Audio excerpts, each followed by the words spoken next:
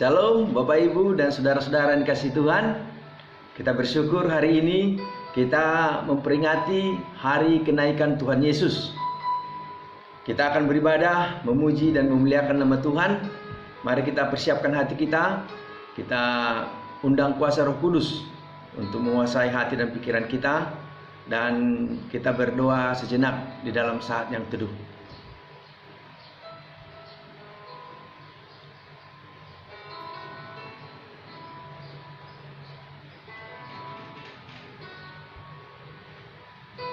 Nyanyikanlah mazmur bagi Tuhan, hai orang-orang yang dikasihinya, dan persembahkanlah syukur kepada namanya yang kudus.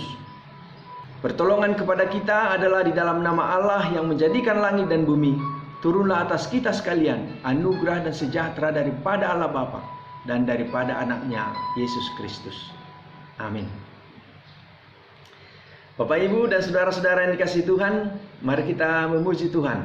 Kita tinggikan Dia. Kita angkat pujian kita dari nyanyian rohani nomor 261, Puji Yesus. Kita nyanyikan ayat 1 dan ayat yang kedua.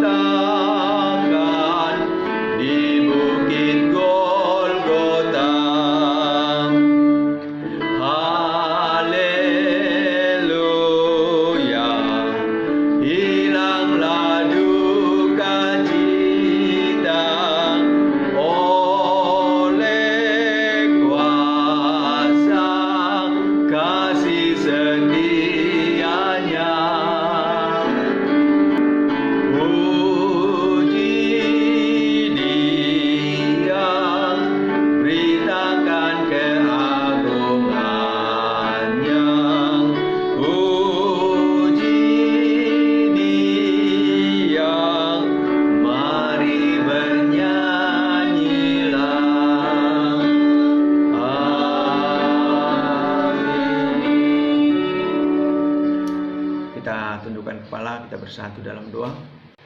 Kami bersyukur memiliki Allah seperti Engkau yang begitu mengasihi kami. bahkan Engkau rela mati ganti kami. Dan setelah Engkau mati, Engkau bangkit kembali dan Engkau naik ke surga untuk menyediakan tempat bagi kami, orang-orang yang percaya kepadamu. Hari ini kami merayakan hari kenaikan Tuhan Yesus ke surga. Kami bersyukur meskipun Engkau meninggalkan kami, tetapi Engkau mengutus Roh-Mu yang kudus untuk menemani kami, untuk menuntun kami ketika kami masih hidup di dunia ini. Karena itu Tuhan, kami bersyukur untuk semua kebaikan-Mu yang begitu nyata dalam hidup kami. Ajari kami untuk selalu mengandalkan Tuhan saja dalam sepanjang jalan hidup kami. Kami serahkan ibadah kami dari awal pertengahan ke akhir, biar Tuhan yang memberkati kami. Kami berdoa di dalam nama Yesus. Amin. Bapak, Ibu, dan saudara-saudara yang kasih Tuhan, mari kita memberikan persembahan kita. Kita memuji Tuhan sambil kita memberikan persembahan kita. Kita bernyanyi dari nomor 208 dari buku nyanyian kita. Ku dengar berkat-Mu turun.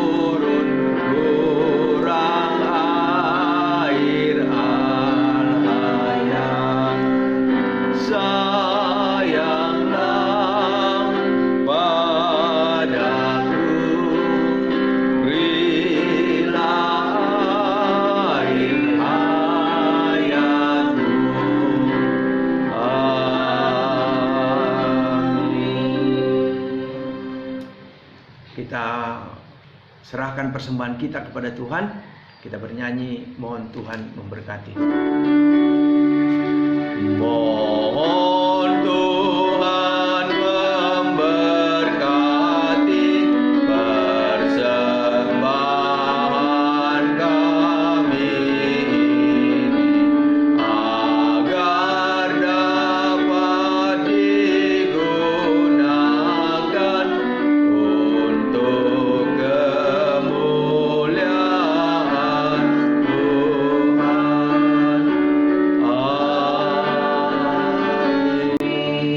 Bapak, Ibu, dan saudara-saudara yang kasih Tuhan, kita akan mempersiapkan hati kita untuk mendengarkan firman Tuhan. Mari kita puji Tuhan. Kita bernyanyi dari nyanyian kita nomor 259, Hai Mari Sembah.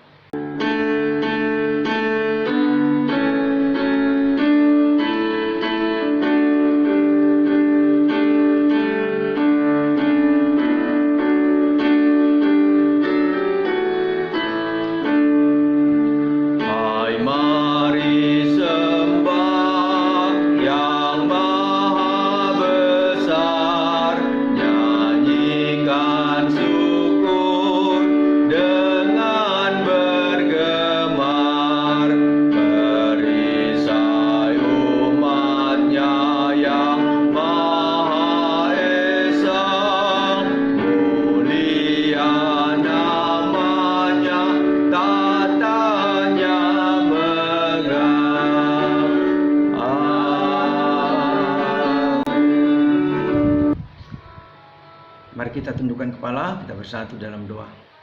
Bapa di surga, Bapa yang kami sembah, di dalam nama Yesus Tuhan dan Juru Selamat kami yang hidup. Kami bersyukur memiliki Allah seperti Engkau yang begitu mengasihi kami.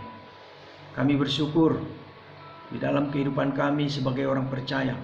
Kami yang tadinya seharusnya binasa oleh karena pelanggaran dan dosa-dosa kami. Tetapi oleh karena kasih Tuhan, Engkau mau mati ganti kami. Bahkan Engkau telah menyelesaikan tugas penyelamatanmu dan telah kembali ke surga untuk menyediakan tempat bagi kami orang percaya. Itulah kebahagiaan kami. Tuhan, saat ini kami mau belajar akan kebenaran firman-Mu. Oleh karena itu urapi hamba-Mu yang akan menyampaikannya. Biarlah kuasa dan urapan Tuhan memampukan hamba-Mu untuk dapat menyampaikannya dengan baik kami yang mendengar dapat mengerti, memahami, dan melakukan dalam hidup kami sehari-hari. Karena itu berfirmanlah Tuhan, berkata-katalah, kami anak-anakmu telah siap mendengarnya, bahkan telah siap melakukannya. Di dalam nama Yesus kami berdoa. Amin. Bapak, Ibu, dan saudara-saudara yang kasih Tuhan, di hari kenaikan Tuhan Yesus hari ini, kita akan merenungkan firman Tuhan, dan sebagai dasar kebenaran firman, mari kita buka kitab kita dari Injil Yohanes pasal yang ke-16. Yohanes pasal 16 ayat 7 sampai ayat yang ke-14. Yohanes pasal 16 ayat 7 sampai 14. Demikian firman Tuhan. Namun benar yang kukatakan ini kepadamu adalah lebih berguna bagi kamu jika aku pergi. Sebab jikalau aku tidak pergi, penghibur itu tidak akan datang kepadamu. Tetapi jikalau aku pergi, aku akan mengutus dia kepadamu. Dan kalau ia datang, ia akan menginsafkan dunia akan dosa, kebenaran, dan penghakiman. Akan dosa karena mereka tetap tidak percaya kepadaku. Akan kebenaran karena aku pergi kepada Bapa dan kamu tidak melihat aku lagi. Akan penghakiman karena penguasa dunia ini telah dihukum. Masih banyak hal yang harus kukatakan kepadamu, tetapi sekarang kamu belum dapat menanggungnya. Tetapi apabila ia datang, yaitu Roh kebenaran, ia akan memimpin kamu ke dalam seluruh kebenaran. Sebab ia tidak akan berkata-kata dari dirinya sendiri, tetapi segala sesuatu yang didengarnya, itulah yang akan dikatakannya. Dan ia akan memberitakan kepadamu hal-hal yang akan datang. Ia akan memuliakan aku, sebab ia akan memberitakan kepadamu apa yang diterimanya daripada aku. Demikian pembacaan firman Tuhan. Yang berbahagia adalah kita yang mau membaca dan merenungkan firman Tuhan, dan akan lebih berbahagia kalau kita lakukan dalam hidup kita sehari-hari. Bapak, Ibu, dan saudara-saudara yang dikasih Tuhan, berdasarkan teks firman Tuhan yang telah kita baca, kita akan merenungkan sebuah tema, Yesus naik, Roh Kudus turun. Bapak, Ibu, dan saudara-saudara yang dikasih Tuhan, kalau kita membaca di dalam Kisah Para Rasul pasal 1 ayat 3, di sana firman Tuhan berkata, kepada mereka ia menunjukkan dirinya setelah penderitaannya selesai, dan dengan banyak tanda ia membuktikan bahwa ia hidup. Sebab selama 40 hari ia berulang-ulang menampakkan diri dan berbicara kepada mereka tentang kerajaan Allah. Jadi artinya Bapak, Ibu, dan saudara-saudara, setelah Yesus bangkit dari kematian, ia menampakkan dirinya kepada banyak orang. Kalau kita membaca dalam Matius 28 ayat 9 sampai 10, di sana diceritakan bagaimana Yesus menampakkan diri kepada para wanita di dekat kuburan Yesus. Kemudian kalau kita baca dalam Lukas 24 ayat 36 sampai 43, di sana Yesus menampakkan diri kepada murid-muridnya. Dan kalau kita baca dalam 1 Korintus 15 ayat 6, Yesus di sana dikatakan ia menampakkan diri kepada lebih dari 500 orang lainnya. Saudara, untuk apa Yesus menampakkan diri kepada banyak orang selama 40 hari itu? Jawabnya seperti yang kita baca di dalam Kisah Para Rasul pasal 1 ayat 3 tadi, ialah Yesus mau mengajarkan murid-muridnya tentang kerajaan Allah.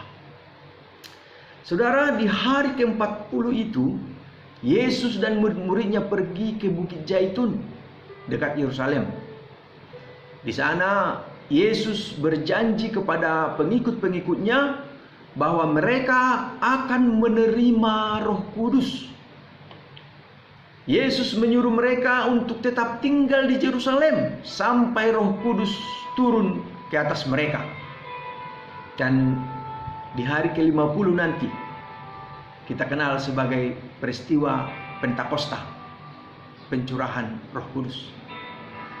Saudara, Kemudian setelah Yesus menjanjikan akan datangnya Roh Kudus menggantikan dia, maka Yesus memberkati mereka, memberkati para murid-muridnya, maka ia pun naik ke surga.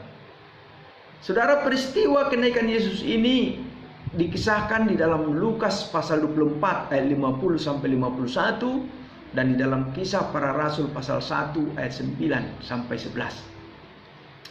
Jadi Bapak Ibu dan saudara-saudara yang kasih Tuhan, kenaikan Yesus Kristus mempunyai hubungan yang erat dengan pencurahan Roh Kudus.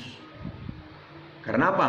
Karena waktu Yesus naik ke sorga, ia berjanji untuk mengirim Roh penghibur, Roh kebenaran, dan Roh penolong.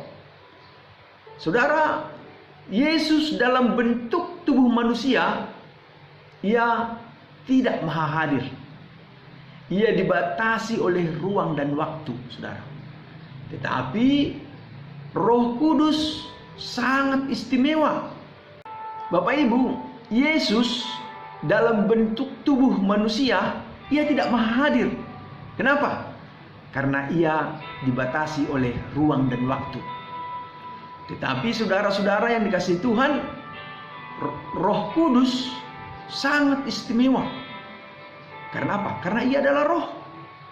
Ia mempunyai keberadaan kealahan yang omnipresence, maha hadir. Ia bisa hadir di mana-mana dalam waktu yang bersamaan. Roh Kudus juga tinggal dan bekerja melalui hidup manusia.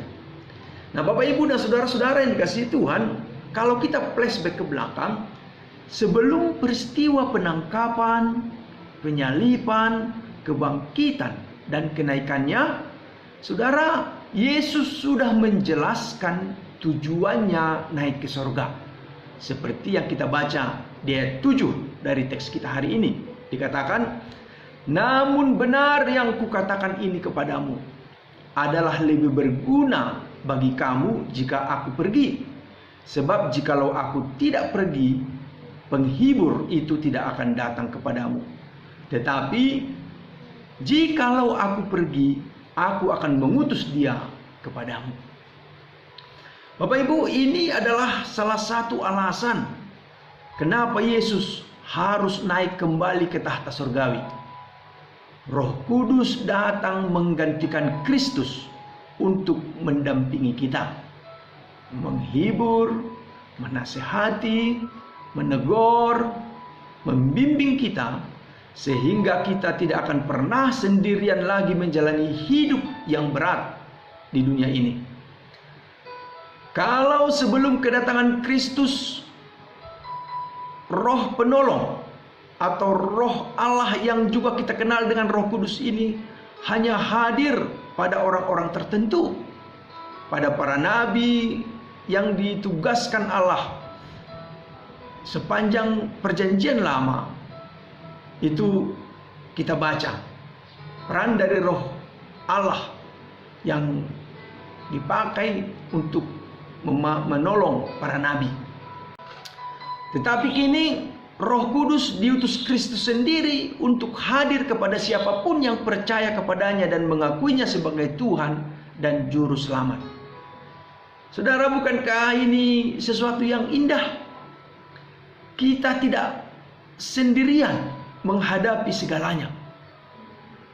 Kepada kita semua yang percaya kepada Kristus dan yang hidup benar, ada Roh Kudus yang akan selalu bersama-sama dengan kita. Bapak, Ibu, dan saudara-saudara yang dikasihi Tuhan, kalau kita memperhatikan teks kita hari ini, di ayat yang ke-8 sampai ayat 14 dikatakan, Yesus berkata bahwa kalau ia datang, ia akan menginsafkan dunia akan dosa, akan kebenaran, dan penghakiman. Di ayat ke-9, akan dosa karena mereka tetap tidak percaya kepadaku. Bapak Ibu, Roh Kudus mempunyai fungsi menyadarkan manusia karena manusia berdosa. berdosa karena tidak percaya kepada Yesus. Di sini definisi dosa adalah tidak percaya kepada Yesus. Saudara, mungkin sebagian orang yang sudah percaya berkata, saya tidak berdosa. Tetapi banyak anggota gereja masih berdosa karena tidak percaya kepada isi firman Tuhan. Saudara-saudara, dan kita tahu bahwa firman Tuhan itu adalah Yesus sendiri. Itu dikatakan di dalam Yohanes 1 ayat 1. Pada mulanya adalah firman. Firman itu bersama-sama dengan Allah. Dan firman itu adalah Allah. Bapak, Ibu, dan saudara-saudara yang dikasihi Tuhan, Yesus dengan tegas berkata bahwa Ia adalah kebenaran dan jalan kehidupan. Tetapi masih banyak orang Kristen yang pergi ke kuburan untuk menerima berkat, pergi ke Gunung Kawi untuk mencari pesugihan. Karena itu Roh Kudus menginsafkan dunia bahwa hanya Yesus juru selamat dunia. Kemudian kita lihat di ayat 10, di sana dikatakan akan kebenaran, karena aku pergi kepada Bapa dan kamu tidak melihat aku lagi. Saudara, kebenaran di sini adalah bahwa Yesus, Ia sudah di sorga dan tugasnya dilanjutkan oleh Roh Kudus. Tetapi masih ada banyak orang Kristen yang membuat patung, menyembah patung, menyembah berbagai berhala. Nah, oleh sebab itu Roh Kudus menginsafkan manusia bahwa Kristus sudah menyelesaikan tugasnya di Golgota, mati disalib, dikubur, bangkit, dan Ia naik ke surga. Kemudian di ayat 11 dikatakan akan penghakiman, karena penguasa dunia ini telah dihukum. Kalau kita baca dalam 1 Yohanes 5:11, di sana dikatakan bahwa dunia ini dikuasai oleh iblis. Tahukah saudara bahwa markas besar iblis adalah di dunia ini? Dan sekarang iblis merajalela dengan kejahatan, kriminalitas, narkoba, terorisme, peperangan, pembunuhan, dan segala banyak kejahatan. Tetapi Roh Kudus menginsafkan dunia bahwa iblis tidak ada apa-apanya lagi. Penguasa dunia ini telah dihukum. Sebab itu orang-orang yang penuh Roh Kudus tidak usah takut sama iblis. Iblis tidak maha kuasa. Ia tidak maha hadir. Ia tidak maha tahu. Iblis tidak mempunyai atribut seperti Allah. Jangan takut. Kalau kita punya Roh Kudus, penguasa dunia ini sudah dihukum. Kemudian di ayat yang ke-13 dikatakan, Ia akan memimpin kamu kepada seluruh kebenaran. Roh Kudus akan menolong kita untuk mengerti semua perkara yang Tuhan kehendaki. Dikatakan lagi di ayat 13, Ia akan memberitakan kepadamu hal-hal yang akan datang. Saudara, sekarang ini ada banyak orang yang pergi ke paranormal. Kenapa Bapak Ibu? Karena banyak orang ingin tahu apa yang akan terjadi pada masa yang akan datang. Orang berani mengeluarkan uang asalkan tahu apa yang akan terjadi di depan. Tetapi ketahuilah bahwa anak-anak Tuhan yang penuh dengan Roh Kudus, Tuhan akan memberitahukan apa yang akan terjadi dalam hidupnya pada masa depan. Melalui apa? Bisa melalui firman Tuhan, bisa melalui mimpi, bisa melalui khotbah, bisa melalui banyak hal, saudara. Kepada kita Tuhan menyatakan apa yang akan terjadi di masa depan kalau kita hidup penuh dengan Roh Kudus. Kemudian di ayat ke-14 dikatakan Ia akan memuliakan aku. Bapak Ibu, hanya Tuhan yang patut kita muliakan. Jangan sekali-kali memuliakan manusia. Roh Kudus selalu membawa kita memuliakan Allah. Karena itu pekerjaan Roh Kudus yang setiap hari mendampingi kita adalah supaya kita menyembah Allah.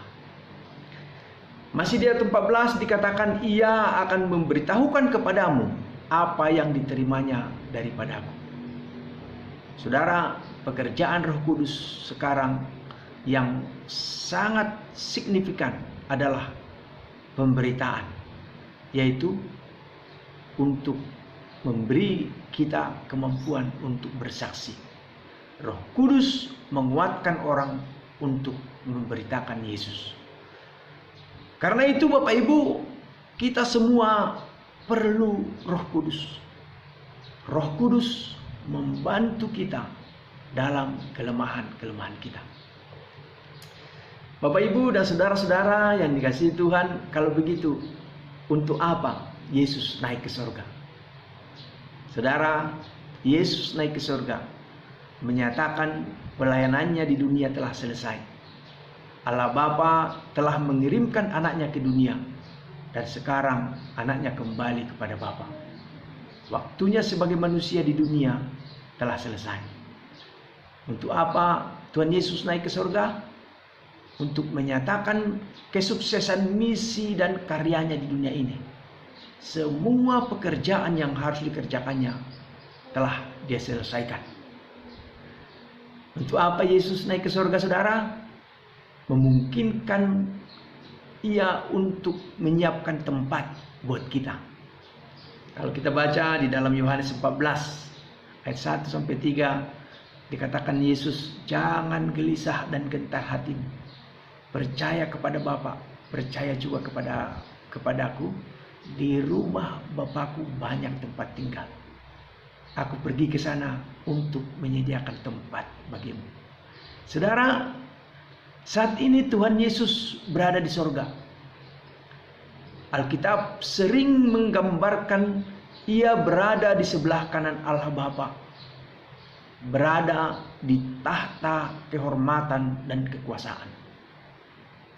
Saudara, Bapak Ibu yang dikasihi Tuhan, biarlah dengan kenaikan Yesus ke surga yang kita peringati hari ini semakin memperkokoh keyakinan kita bahwa meskipun Yesus naik ke surga, tetapi kita tidak ditinggal sendirian.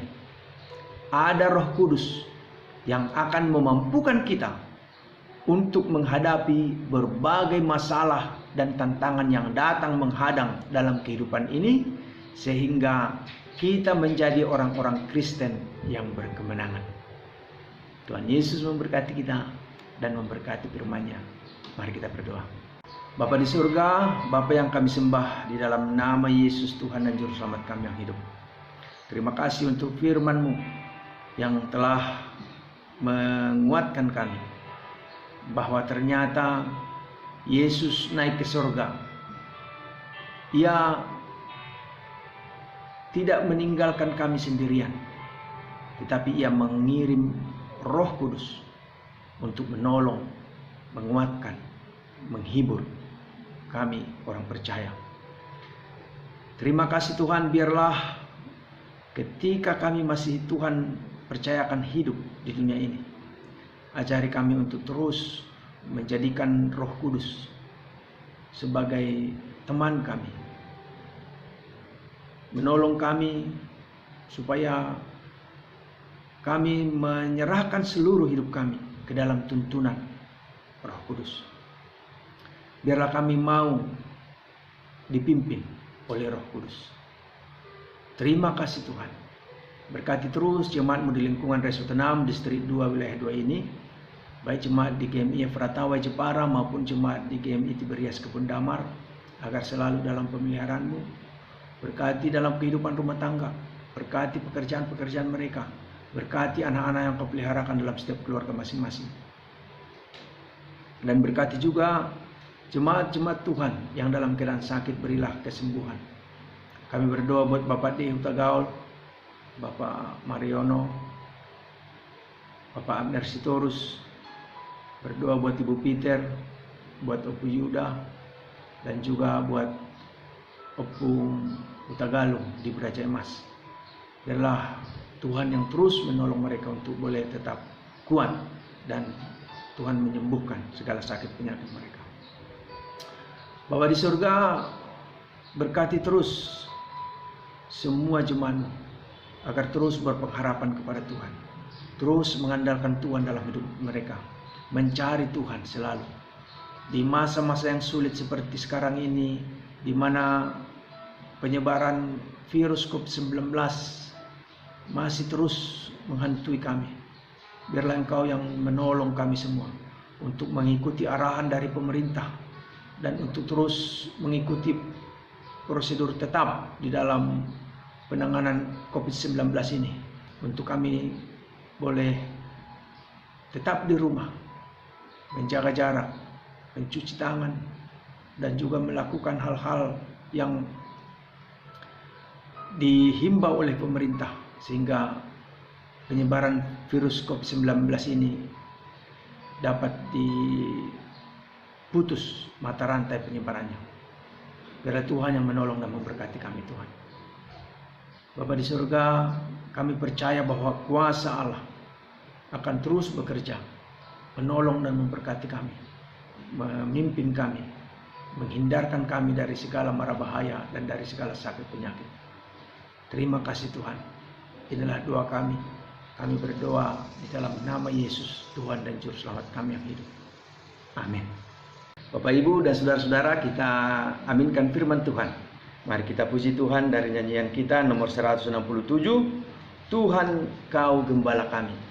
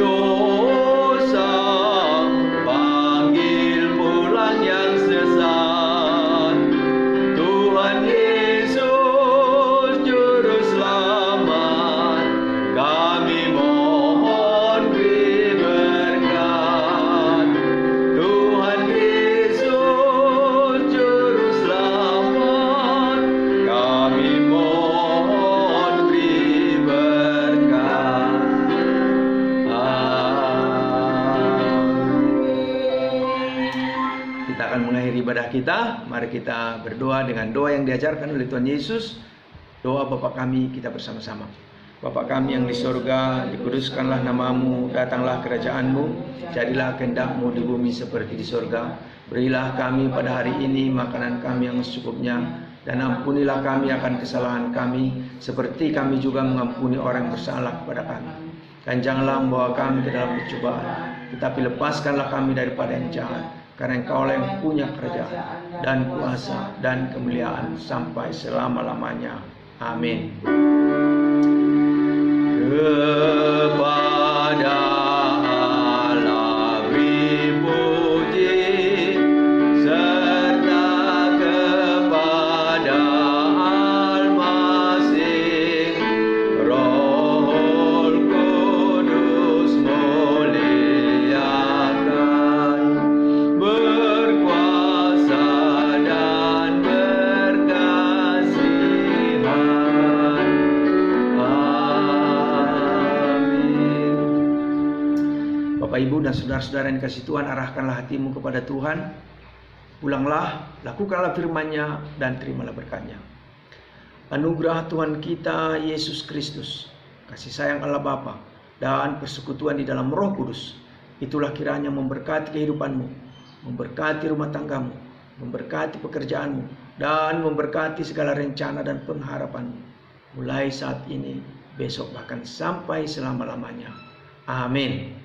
Amin. Amin. Amin.